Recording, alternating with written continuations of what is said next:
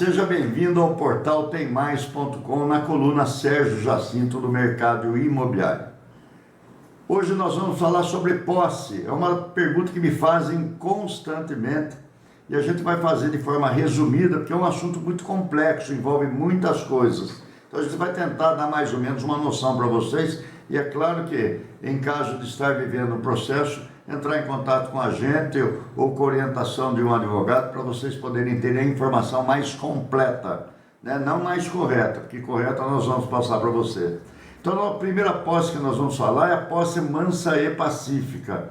Nós estamos falando da posse que muitas vezes acontece quando um ente querido da gente falece, né, que é o titular daquele imóvel, falece e deixa lá morando um terceiro, ou seja, um filho ou qualquer outra pessoa entre os herdeiros, com o reconhecimento desses herdeiros, né? E aí o que vai acontecer? Ao longo do tempo, muitas vezes morando lá por um grande período de tempo, 4 ou 5 anos no mínimo, 5 anos no mínimo, aliás, você vai poder requerer essa posse independente do inventário, né? Primeiro fazer uma cessão de direitos hereditários para com os outros herdeiros e posteriormente pedir para que se faça dentro do cartório um processo de posse e posterior registro, né? Uso capião e posse são consequência um do outro, tá bem? Muitas pessoas também perguntam, eu quero fazer uso capião. Uso capião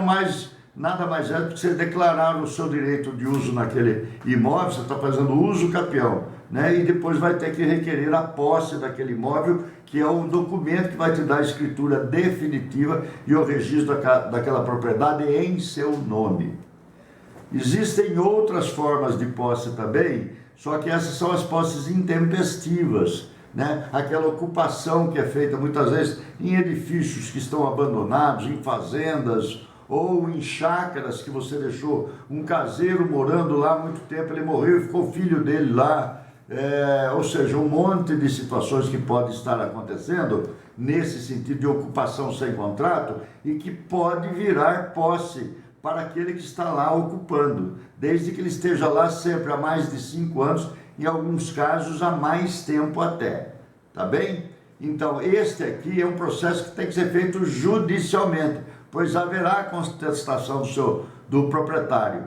Então o que vai acontecer? Vai caber ao proprietário provar que ele é dono, e nem sempre é tão difícil, porque normalmente ele tem o documento da terra e outros documentos, mas principalmente aquele posseiro vai ter que comprovar que ele está de posse daquele imóvel há mais de 5 anos sem ser contestado por ninguém.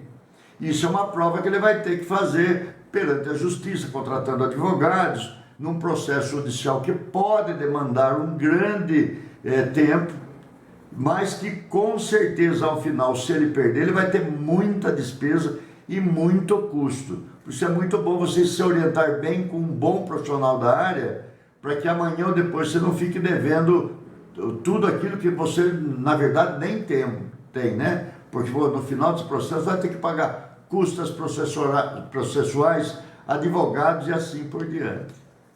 Outra coisa que sempre me pergunto sobre posse é de imóveis comprados em loteamentos, né? A pessoa vai lá, compra um lote a prazo de um terreno e acaba construindo lá. Acontece que ela para de pagar o terreno, se achando dona daquela propriedade porque construiu uma casa, mas de fato não é, né? A propriedade continua sendo da loteadora, como o apartamento comprado em financiamento também continua sendo da incorporadora ou do órgão que financiou aquele imóvel para você. Ao longo de 4, 5 ou 10 anos, né, esse processo vai ser julgado e você vai ter que pagar a sua dívida ou vai ter que desocupar o imóvel, perdendo em grande parte aquilo que você investiu. Tomar muito e muito cuidado com isso. Muitas vezes orientado por alguns profissionais, porque a demanda judicial muitas vezes interessa a outras pessoas que não ao interessado na posse. Portanto, se você tiver um contrato de compra e venda a longo prazo, você não tem direito à posse, tem o dever de pagar esse contrato. É mais ou menos isso aí que é o sistema de posse. Claro que existem inúmeras situações que não dá para a gente ficar detalhando elas por aqui, mas as principais a gente tentou passar para vocês.